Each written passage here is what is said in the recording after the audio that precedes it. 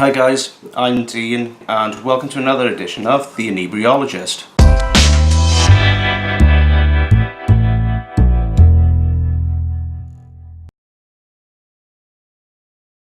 So this week, going for another Belgian beer, which is from the 1001 beers list. So the beer I've chosen this week is the St. Bernardus Wit. Kind of gone for this sort of style beer anyway from this brewery, because I was going to go for the St. Bernardus like 10 or the St. Bernardus 12, but I thought, well, I think it'd be good just to start off with this beer from this brewery because they do a very good particular wheat beer as well. The funny thing is I've never tried this wheat beer before.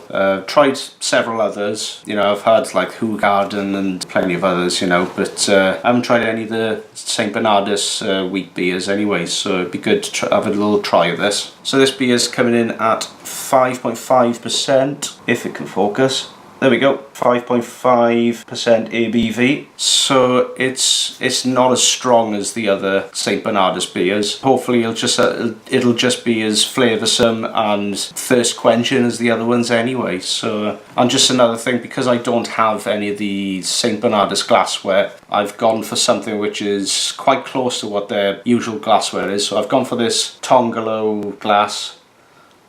Or chalice, I should say, because it's very, very similar to what's served in the St. Bernardus beers anyway. So time to open it. Thank God that didn't go everywhere. As I said, I didn't want it to go everywhere anyway because this beer it's best before basically March that's just gone. So I think if I was going to open it, I was a bit sort of hesitant to opening it because I thought it's just going to go everywhere otherwise. But yeah, opening it was fine. So without further ado, it's time to pour.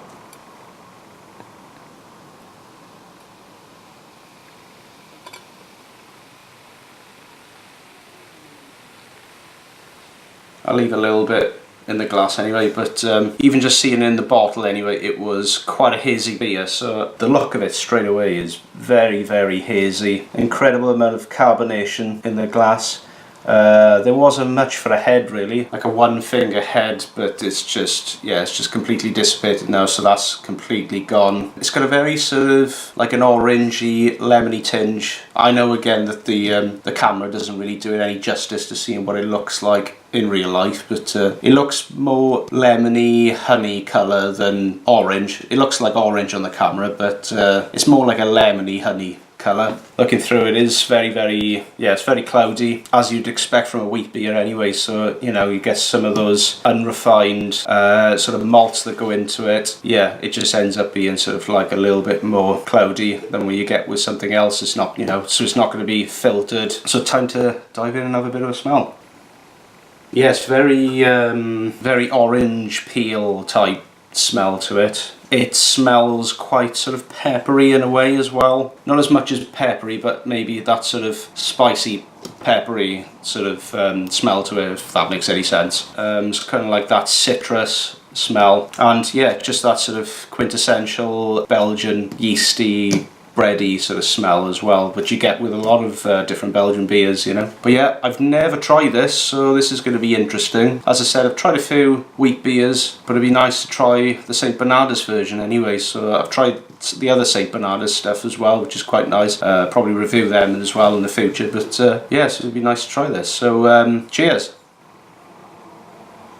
That's more of like a grown-up wheat beer, that is. I can definitely taste like the orange in there, that sort of spicy sort of undertone. And also, like as soon as I could drink it, it tastes very sort of peachy, citrusy type flavour. That's definitely something for the summertime. Very nice. Not much of the carbonation.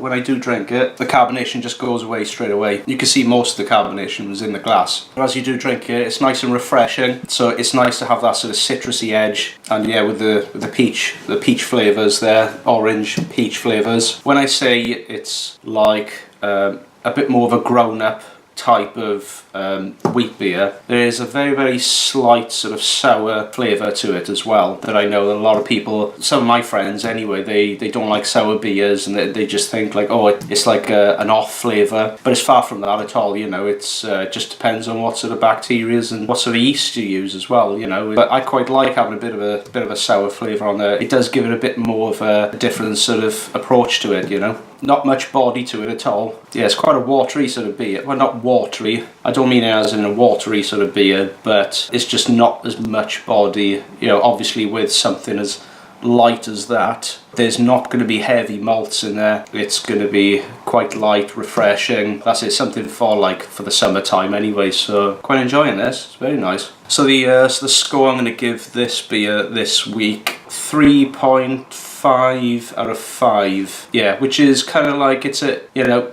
3.5 out of 5. In my books it's not a bad beer, but it could be something a little bit more, I think, than what it is. Because at the beginning I thought, oh yeah, this is quite nice, it's a grown-up sort of beer. But yeah, 3.5 is you know, nothing to be frowned upon. It's a good beer.